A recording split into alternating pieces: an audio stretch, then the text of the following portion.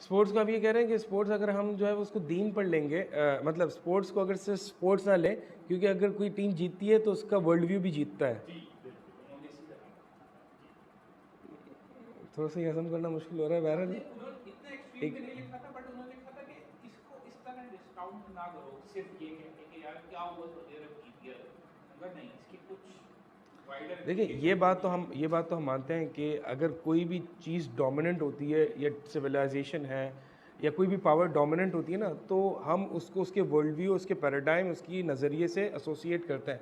मिसाल के तौर पर आज जो वेस्टर्न सिविलाइजेशन है वो डोमिनेंट है, तो हम ये एसोसिएट करते हैं कि यार आज मुसलमान ये कहता है ना कि अगर मुसलमान ने तरक्की करनी है तो वही रास्ता अपनाया जो कि मगरब ने अपनाया है। क्यों? क्योंकि मगरब के फ़िक्र में, मगरब की वर्ल्ड व्यू में कुछ तो था कि वो डोमिनेंट हुआ है, ठीक है। तो ऐसे एक्सट्रीम केसेस आते हैं कि इंसान जो है वो उसकी पावर को, उसकी कामयाबी को उसके नज़रिए के साथ डायरेक्ट रिलेशनशिप में जोड़ता है। लेकिन लोग जोड़ते हैं, इसका मतलब ये नहीं कि वो सही है।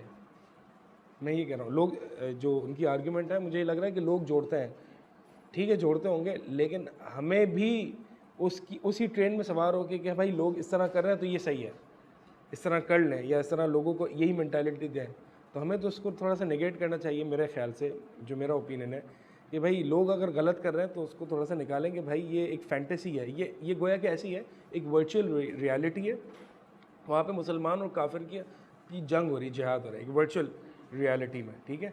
और वहाँ पे एक मुसलमान जीत जाए तो समझ आए कि वो जो है वो दुनिया उसने फ़तह कर ली। हालांकि वो जो उस रियलिटी से बाहर निकलेगा तो उसको पता चलेगा मेरे पास तो कुछ भी नहीं है। हो सकता है, अल्लाह आलम। उन्होंने लिखा होता, मतलब वो एग्जैक्ट पैरेबल नहीं है, उन्होंने कहा था कि उस ज़माने बेबसा होती थी एक और में, कि जब उस ज़माने में पूरी रोमियों और फारसियों की जंग हुई थी और रोमी जीते थे तो मुसलमान खुश हो रहे थे कि आइडिया के साथ जीते। तो जब उसमें कोई लेना देना नहीं था मुसलमानों का, और बाद में उन रोमियों से खुद को भी लड़ना था। लेकिन अगर आपकी किसी से ताल्लुक होता है तो उसमें अगर आप खुश हो जाएं या हो जाए तो मसला नहीं है। मुझे लोग सऊदी अरब का खुश होने पर कहते हैं, जो मुसलमान दूसरे उनका मजाक उड़ाते थे, भाई तुम क्यों खुश हो रहे हो, तुम्हारा ना सऊदी अरब ना वो तो इस्लाम की जगह तो थी। तो उन्होंने उसकी ये मिसाल दी थी कि भाई मुगलों के भी जंग पे तो मुसलमान खुश हो रहे थे, और वो चीज़ तो ये एक तरह से इंसानी फितरत है कि आप कहीं अपना नजर है, और इसमें कोई ऐसा बुराई नहीं है। अभी ओवरऑल वैसे मतलब ये है कि ये अगर वर्चुअल रियलिटी में अगर वो हो रही है ना हार जीत, तो उसको वर्चुअल रियलिटी तक रखा जाए, उसको फिर रियलिटी पर वो ना किया जाए कि बस हम रियलिटी में जीत गए, उसके लिए जो है वो बड़ी खुशियाँ चल रही हैं और बड़ी वो चल रही है। मेरा नज़रिया ये है कि बस ठीक है, अगर खुशी मनानी है तो उसको वर्चुअल रियलिटी तक ही रखा जाए। खैर अच्छा, ये एक लेकिन आखिरी सवाल इस हाँ टॉपिक पे आपसे, आपकी कतर में वर्ल्ड कप होने पे क्या राय है? मैंने आपको मॉर्गन फ्रीमैन वाला तो हाँ पढ़ा था, लेकिन आपको ओवरऑल इसको कैसे देखते हैं? क्योंकि मुझे लगता है कि ओवरऑल, एज मैं कुछ शरई एक्सपर्ट नहीं हूँ, लेकिन एज अ लेमैन मुझे लगता है कि अच्छा हो रहा है ये, क्योंकि कतर ने जितना मैक्सिमम हो सकता था किसी भी स्पेशली मिडिल ईस्टर्न मुल्क के लिए जो वेस्ट से फ्रेंडली है, अपनी वैल्यूज पे कॉम्प्रोमाइज़ किए बगैर, मतलब उन्होंने फीफा रेफरी से जब वो बैंड तक चेक करा लिए कि रेनबो है या नहीं है, हर एक का वो बैंड चेक कर, वो उन्होंने कर दिया है। जैसे मेडिकल एक जर्नलिस्ट आपने ने उसने कहा कि ये क्या मर्द और औरतों के अलग अलग एंट्रेंस क्यों हैं, एक एंट्रेंस होनी चाहिए, और ये काफ़ी। और इसी तरह फिर दूसरी तरफ से वेस्ट में भी कुछ pro Islamic point of views आ रहे हैं कि नहीं भाई आप उनकी भी बात सही है, मतलब ये भी एक पॉइंट ऑफ व्यू है, वेस्ट मोरालिटी का स्पोर्ट्स पर्सन बन के हर जगह नहीं जा सकता। तो ओवरऑल मुझे लगा कि इससे काफ़ी खैर भी निकली है इस इवेंट से। देखिए, अगर मेरा पॉइंट ऑफ व्यू पूछेंगे इस बारे में, तो मेरा पॉइंट ऑफ व्यू थोड़ा सा जो है ना, आपको लगेगा, बहरहाल मैं पहले डिस्कस कर लेता हूँ, फिर हो सकता है आप बात करें तो जाहिर सी बात है मुझे भी थोड़ा सा एक सुनने को मिलेगा, एक दूसरा पर्सपेक्टिव मिलेगा। और वो ये है कि आपने जो बात की कि कतर ने एक बहुत अच्छा इनिशिएटिव लिया है और एक फ़ीफ़ा जो है वो कतर में हो रहा है, और कतर बहुत अच्छे काम कर रहा है। मिसाल के तौर पर एलजीबीटीक्यू और इसकी रिस्ट्रिक्शन, अल्कोहल रिस्ट्रिक्शन, और इसी तरह अहादीस को हर कोनों में लगाना, मुबल्लिगीन को इस्लाम की दावत के लिए भेजना, ये बातें ठीक हैं, खैर की बात हैं और हमें इसको अप्रिशिएट करते हैं, इसमें कोई वो नहीं है। लेकिन मैं जो यहाँ पे इस बात पे कंसर्न हूँ कि एक फ़ीफ़ा, आपको पता है कि कितनी बड़ी एक माफिया है, ठीक है। मुझे ये बताइए कि क्या एक फ़ीफ़ा जैसी इतनी बड़ी माफिया एक मुस्लिम कंट्री में उसने अपने इवेंट को रखा है, तो call it a conspiracy theory, call it some extremist view, लेकिन मैं देखें कॉन्स्पिरेसी थ्योरीज़ का कोई बहुत ज़्यादा कायल नहीं हूँ, लेकिन जब कॉन्स्पिरेसी थ्योरीज आती है ना तो there is something, some reality to an extent. हर कॉन्स्पिरेसी थ्योरी नहीं, मिसाल के तौर पर कोविड की वैक्सीनेशन जो है, ठीक है, इस वैक्सीनेशन पे एक एक्सट्रीम कॉन्स्पिरेसी थ्योरीज मौजूद थी, but there was some bitter reality, some bitter truth in it कि यहाँ पे कोई मसला है। They don't care about you, why would they spend millions and millions amount to आपको इलाज कराने के लिए। बहरहाल और भी इसमें बातें हैं, तो मैं इस बारे में कंसर्न हूँ। मैं कोई सर्टेनिटी से ये बात नहीं कह रहा कि यही हुआ है, मैं इस बारे में कंसर्न हूँ कि ये इतना बड़ा माफिया जो है एक मुस्लिम कंट्री में क्यों अपना इवेंट ऑर्गेनाइज कराएगा। देखिए पहले जो होता था ना, पहले जो अपना तहजीब और कल्चर प्रोपिगेट करने के लिए मुल्कों को फ़तह किया जाता था, फिर इसके बाद कॉलोनियलिज्म का दौर आया कि जैसे कि ईस्ट इंडिया कंपनी यहाँ पे आया, उसने अपना सेटअप किया, फिर यानी लोग आए यहाँ पे और उसने आहिस्ता आहिस्ता जो है वो अपनी फ़िक्रें लोगों में डालना शुरू की। अब ये मीडिया और गेम्स और इवेंट्स के ज़रिए होता है, ठीक है। जाहिर सी बात है, अब एक माफिया ने आगे अपनी LWO which is liberal world order, इसको आगे सीपन करना है, ठीक है। अब वो ऐसे तो नहीं स्ट्रेट फॉरवर्ड करेगा कि नहीं LGBT आप हम फीफा रख रहे हैं, आपने LGBTQ भी ऑन रखना है, आपने अल्कोहल भी ऑन रखना है, आपने सारी अपनी इस्लामिक वैल्यूज़ और कतरी वैल्यूज़ जो हैं वो इसको अबैंडन कर देना है कि वंस फॉर ऑल, मतलब all of a sudden we bring FIFA over here and all of a sudden you do all of these things. तो इस तरह से बिल्कुल वन गो में ये सारी चीज़ें नहीं होती हैं, ठीक है। तरीके से जब भी कोई एजेंडा होता है या प्रोपेगेंडा होता है, इसको तरीके से सीप इन किया जाता है, सही। मैं ये नहीं कह रहा कि कतर, मैं सिर्फ कंसर्न्ड हूँ इस बारे में, कंसर्न्ड हूँ कि कतर का ये बहुत अच्छा इनिशिएटिव है, लेकिन मैं ये कंसर्न्ड हूँ कि शायद ये इनिशिएटिव इज़ सपोर्टिंग और going on with some bigger purpose, ठीक है, समझ रहे हैं मेरी बात। और इसी तरह आप देखें कि ये जो मतलब इस तरह की जो भी आइडियोलॉजीज़ हैं, मुझे खैर ये लगता है कि इस तरीके से जो है ना वो प्रोपिगेट की जा सकती हैं और इस तरीके से की जा सकती है। स्ट्रेट फॉरवर्ड वन, आप मुझे बताएं कि लोग कहते हैं कि देखें भाई कतर से ही काम कर रहा है, क्यों, इसकी दलील क्या है। इसकी दलील ये है कि आपका जो काफिर है वो खुश नहीं है, BBC इसको एयर नहीं कर रहा और दीगर काफिर इस पर नाखुश हैं कि इन्होंने LGBT नहीं किया, इन्होंने जो है वो अल्कोहल और ये this is freedom of speech, this is basic principle. तो उन्होंने कतरियों ने उसको अपहोल्ड नहीं किया, काफिर इससे नाखुश हैं। तो काफिर का इससे नाखुश होना ये दलील नहीं है कि देयर इज़ समथिंग, मतलब there what they are doing is good. क्यों, क्योंकि आप जानते होंगे कि अमेरिका में लेफ़्ट राइट है, ठीक है, और जो राइट है, लेफ़्ट इससे कितना नाखुश है, राइट भी अल्कोहल की रिस्ट्रिक्शन, LGBTQ एजेंडा। अब फ्लोरिडा में देखें ना, मतलब people are moving to Texas and Florida because of all of these things कि LGBTQ और ये इतना मतलब फ्लोरिडा में नहीं है ना इतना, क्योंकि वहाँ पे राइट का ज़्यादा वो है। तो इसी तरह रेड पिल मूवमेंट है, फेमिनिज्म इससे नाखुश है।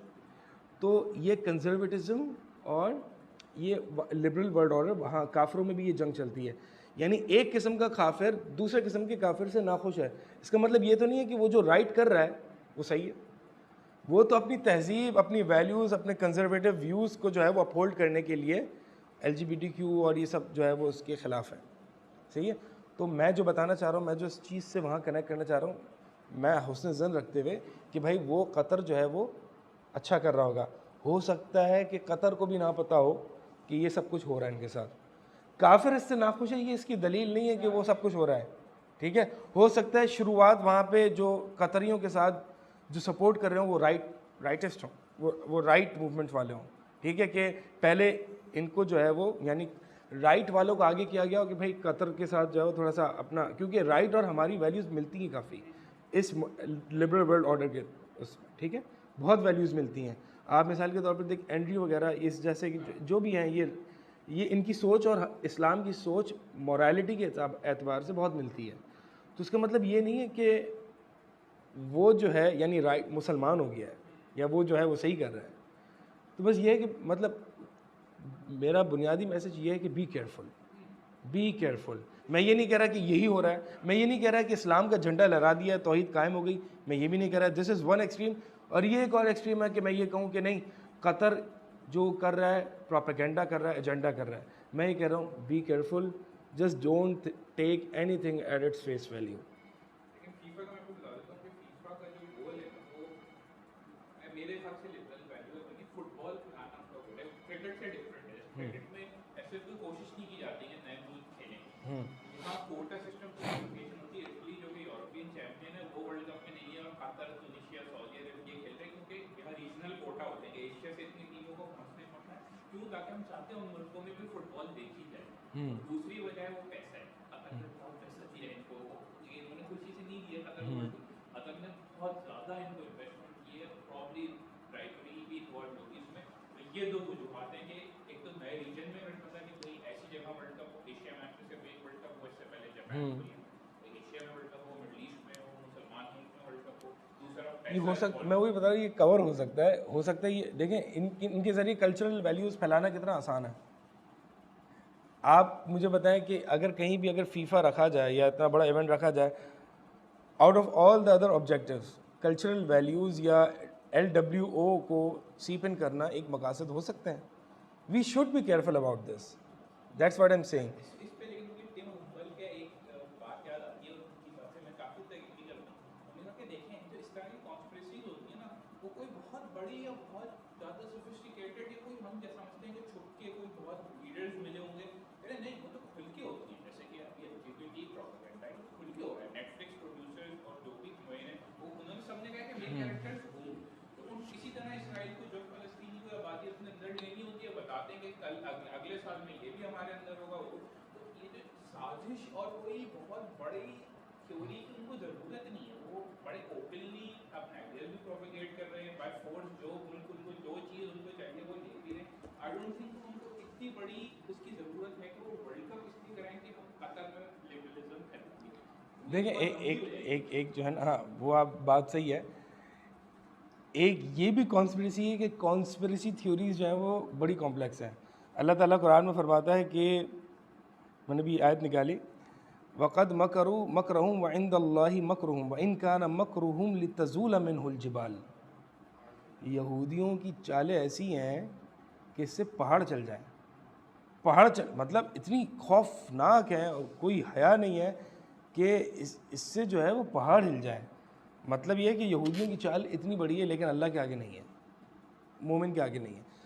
तो अल्लाह के नबी सल्लल्लाहु अलैहि वसल्लम के दौर में ये चालें चलते थे, जी हाँ चलते थे। और कैसी चालें थी कि नबी को कत्ल करने की। ज़ाहिर सी बात है, ये ऐसी ख़तरनाक है कि पहाड़ चल पड़े अल्लाह के नबी सल्लल्लाहु अलैहि वसल्लम को कत्ल करने की साजिशें और दीगर। तो हम एक ये भी है, देखें, एक जो लिबरलिज़म या LWO का एक एस्पेक्ट ये भी है कि वो कॉन्स्पिरेसी थ्योरीज़ को बिल्कुल ट्रेडिशनलिज्म और कंजर्वेटिज्म की तरफ एट्रीब्यूट करता है कि यार ये तो मिथ है, पुरानी है, और ये कॉन्स्पिरेसी थ्योरी होती ही नहीं है। तो मैं ये कह रहा हूँ कि ठीक है, कुछ होता होगा, कुछ नहीं भी होता होगा, लेकिन अल्लाह ताला ने कुरान में फरमाया कि ये कॉन्स्पिरेसीज करते हैं और बहुत बड़ी करते हैं, हमें नहीं पता होता। अल्लाह ने कुरान में फरमाया। तो हम ये जो आप कह रहे हैं ना कि हो ये मेरे लिए परसीव करना कि इतना बड़ा इवेंट इस बेसिस पे ये किया जा रहा है और ये सब इतनी बड़ी कॉन्स्पिरेसी थ्योरी हो रही है, कोई राउंड टेबल लग रही है, कोई ब्लैक कोट माफिया बैठा हुआ है पीछे, ये जिस तरीके से मैंने बताया हो सकता है इस तरीके से ना हो, लेकिन बड़ी कॉन्स्पिरेसीज होती हैं। लितज़ूल मिनहुल जिबाल, अल्लाह के नबी सल्लल्लाहु अलैहि वसल्लम के दौर में हुई है, कुफार मक्का ने प्लान किया है, यहूदियों ने किया है। कितनी बड़ी बड़ी कॉन्स्पिरेसीज हुई हैं अल्लाह के नबी सल्लल्लाहु अलैहि वसल्लम के दौर में कि जब इनका भी साथ दो, जब सारे ऐन जिहाद के मौके पे पीछे हट जाना, ऐन जंग के मौके पे पीछे हट जाना। नबी अलैहिस्सलाम जब यहाँ से गुजरे, उनसे तुम बात करना, पीछे से हम पत्थर गिरा देंगे इन पर। अल्लाह ताला ने अपने वही के ज़रिए बता दिया, वो जहरीला गोश्त। मतलब ये है कि ये कॉन्स्पिरेसीज होती हैं। अब इनको इनके तरीके दो बताने के। एक तरीका ये है कि मैं बिल्कुल ऐसे बताऊं कॉन्स्पिरेसी थ्योरी को कि ऐसा लगे कि यार ये तो मिथ है, ये तो पुरानी सोच है। लेकिन एक तरीका ये है कि मैं ऐसे बताऊं कि थोड़ा सा आप जो है वो उसको कबूल कर लें कि भाई ये है। तो इस पर हम कुछ नहीं कह सकते, हो सकता है हो सकता है ना हो। हमें मैं यही बुनियादी मैसेज दे रहा हूँ कि भाई देखो, be sceptical, that's it, be careful. वो जो भी दे रहे हैं उसको फ़ौरन ना लो।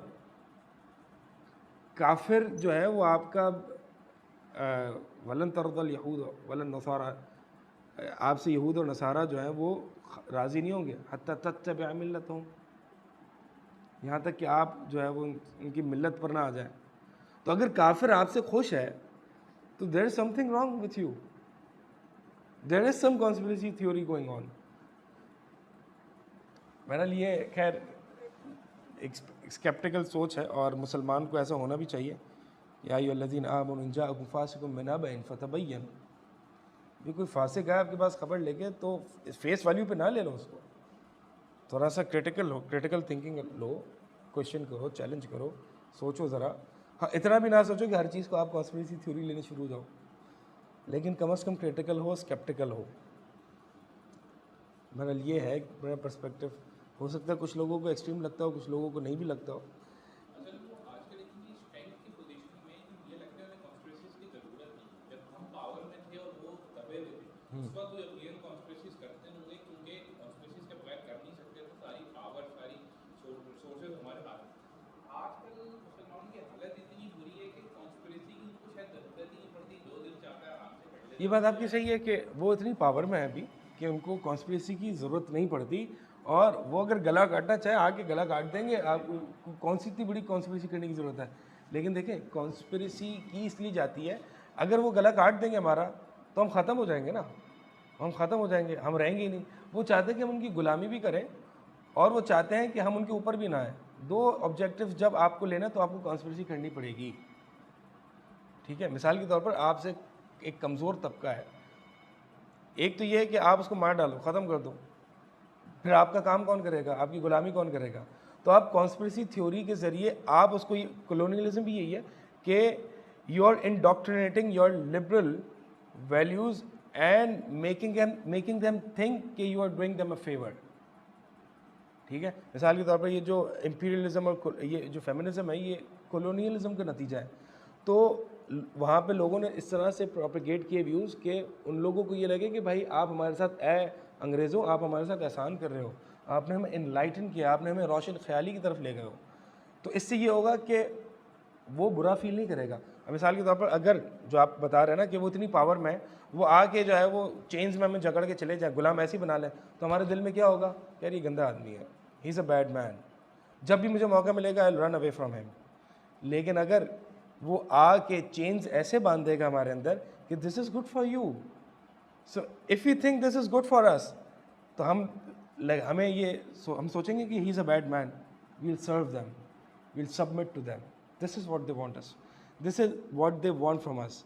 तो ये वो सबमिशन और ये वो स्लेवरी, ये वो चीज़ चाह रहे हैं जो कि call this conspiracy theory, but this is the fact. यही फ़िरौन ने किया था, यही माजी में कौमों को कंट्रोल करने का तरीका है कि उनको स्लेवरी में भी लाया जाए, उनको ख़त्म भी नहीं किया जाए, ताकि फिर काम कौन करेगा हमारा। तो आप जो कह रहे हैं ना कि इतनी पावर में उनको कॉन्स्पिरेसी थ्योरी करने की ज़रूरत नहीं है, तो ये इसलिए ज़रूरत है कि वो ये बता सकें कि हम, अब देखिए आज जो हम मुसलमान हैं, हमारी हालत क्या है, हम यही समझते हैं ना कि अंग्रेज़ों ने हमें एनलाइटन किया है, यही समझते हैं ना। कोई ये नहीं समझता सिवाय चंद मुल्लाओं के कि इन्होंने हमारा खाना ख़राब कर दिया। This is the point. बहरहाल बड़े हालात दुनिया में जो है ना, एक फितने और ये इस तरह के हालात चल रहे हैं, और हर बंदा बहुत कन्फ्यूजन सी है ना। अल्लाह के नबी सल्लल्लाहु अलैहि वसल्लम की अहादीस में भी आता है कि मरजत हुदहुम, के जो है मतलब एक अमानतदार और ख़यानतदार, अमानतदार को ख़यानतदार समझा जाएगा, एक जो कॉन्स्पिरेसी कर रहा होगा उसको समझा जाएगा कि वो तो हमें एनलाइटन कर रहा है, ही इज़ गुड फॉर अस। लोग समझेंगे उसको और अच्छे अच्छे लोग भी उसमें आएंगे।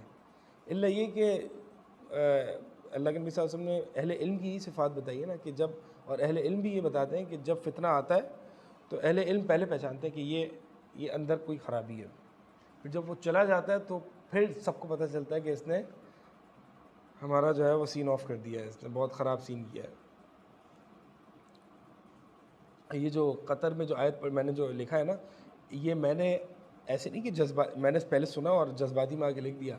मैंने 4-5 उलमा के सामने ये बात रखी है, वो उलमा जो कि इस सोशल मीडिया के डायनामिक्स को जानते हैं और इन चीज़ों को भी जानते हैं कि what are these ideologies, how they seep into communities और पीपल, ये प्लूरलिज्म क्या है।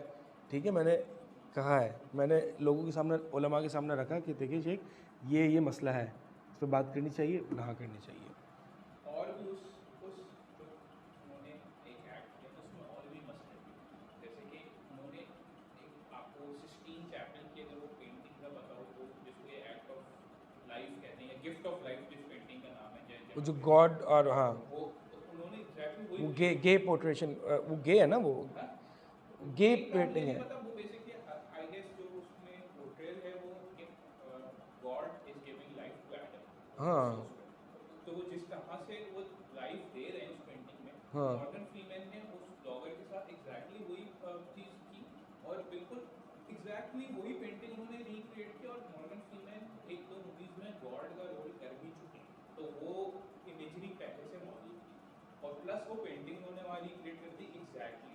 अच्छा, जब मैं ये चीज़ पढ़ा था ना तो मुझे लगा कि यार ये थोड़ा सा ज़्यादा हो गया है। नहीं, पेंटिंग वाली बात से मैं 100% एग्री हूँ, क्योंकि जो इस तरह से आप कोई पॉइंट नहीं करता नॉर्मली कि एक बंदा यूँ कर रहा है यूँ पॉइंट किया है। नहीं, आपको उसमें बेसिकली पॉइंटिंग में होता है कि एक यूँ पॉइंट कर रहा है और जो रिसीव कर रहा है वो यूँ पॉइंट कर रहा है, तो दोनों यूँ पॉइंट कर रहे हैं। अब ये बिल्कुल आपको इसको स्पेसिफिकली रिक्रिएट करना पड़ेगा और फिर उस अच्छा। ज़ाहिर है इस तरह जब इवेंट होता है तो रिहर्सल्स होती हैं और उनके पीछे क्रिएटिव जिन्होंने भी ये पूरा लिखा होगा कि इसको इस तरह देखा जाए, तो मुझे उसमें 1% भी शक नहीं है कि जिन्होंने बनाया है उन्होंने उस अच्छा, चीज़ को खैर मुझे इसका बैकग्राउंड नहीं पता, तो हो सकता है इसलिए मैं कह गया हूँ। तो इस इवेंट में तो बहुत ज़्यादा पसंद था, लेकिन मैं ओवरऑल बात कर रहा हूँ कि मैं शायद पता से जो न्यू अरब वर्ल्ड है उससे इतना एक्सपेक्ट नहीं करता कि वो इतना ज़्यादा कुछ अपनी वैल्यू। वही बता रहा हूँ ना कि आप देखें ना, वो फीफा आ रहा है, वो एक माफिया आ रहा है, वो कहेगा ठीक है, वद्दू लव तुदहिनू फयुदहिनून, you compromise some of your values, we compromise some of our values. Okay, we allow you to restrict alcohol, restrict LGBT. This is one perspective. I'm saying कि be careful, be skeptical about this. कि हम थोड़ा सा आते हैं, तुम थोड़ा सा नरमी दिखाओ, तुमने जो है वो ज़्यादा अपनी सख्ती नहीं करनी इस्लाम के बारे में, हम थोड़े सी नरम होते हैं, तुम थोड़े से नरम हो। तो ये हो सकता है बहरहाल, लेकिन उसमें जो मतलब असाइड फ्रॉम के कुरान की आयत जो है वो पीछे बैकग्राउंड म्यूज़िक के साथ ये सारी चीज़ें पढ़ी गई, लेकिन ज़ाहिर सी बात है इसमें कोई बहुत ज़्यादा प्राइड लेने की बात नहीं थी। और मुझे ये बात बिल्कुल समझ में नहीं आई कि लोगों ने क्यों इस बारे में इतना फ़ख्र किया है, हत्ता कि कोई इस्लाम का ट्रू रिप्रेजेंटेशन नहीं हुई थी। अब लोग कह रहे हैं कि भाई इस्लाम को रिप्रेजेंट कर ही नहीं रहा था, तो फिर why did he recite the words? मतलब the mere recitation of the words points out to the fact कि he is presenting Islamic narrative कि we were raised to believe as Muslims। मतलब just after the ayah he said this। अब आप कहेंगे नहीं translate नहीं किया हो, इंटरप्रेट नहीं किया हो, ठीक है नहीं किया, ट्रांसलेट भी नहीं किया, लेकिन चूंकि स्पीच इंग्लिश में थी, सब ने यही तासुर लिया है कि यहाँ पे ये ट्रांसलेशन हुई है या इंटरप्रिटेशन हुई है कि we were raised to believe because this is the word of Allah। और वो भी पूरी आयत ट्रांसलेट नहीं की गई थी, मैंने जो लिखा था उसमें। तो बहरहाल लोगों ने मुझे कहा कि यार ये आपने बहुत ज़्यादती की। मैंने कहा ठीक है, आपको लगता है, मेरा एक पर्सपेक्टिव है और जो मैंने आपके सामने शेयर किया है, just be careful about this. आपने एक इवेंट का लिखा और बिल्कुल एक स्पेसिफिक लिखा, लोग रिएक्शन क्या शो कर रहे थे। अच्छा, और मैंने डिस्क्लेमर शुरू में डाला था कि मैं नलिफाई नहीं कर रहा कतर की सारी एक्टिविटीज़ को। मैंने डिस्क्लेमर इसीलिए डाला था कि मुझे पता था कि ये रिएक्शन मेरे पास आएगा कि कतर इतना खैर का काम कर रहा है, आपको यही चीज़ दिखी। अब बहुत से लोग खैर का काम कर रहे होते हैं, तो हमें कोई गलत चीज़ दिखती है तो हम उसकी तनकी इसलाह करते हैं, ये नबवी तरीका है सल्लल्लाहु अलैहि वसल्लम। मतलब कोई खैर का काम कर रहा है तो उसमें गलती नहीं हो सकती, और क्या हम उस गलती को पॉइंट आउट नहीं कर सकते? एक पूरे आलम इस्लाम और कुफ़ार के सामने एक बात हुई है, इस्लाम का नैरेटिव प्रेजेंट किया गया है, हम उसकी इसलाह ना करें?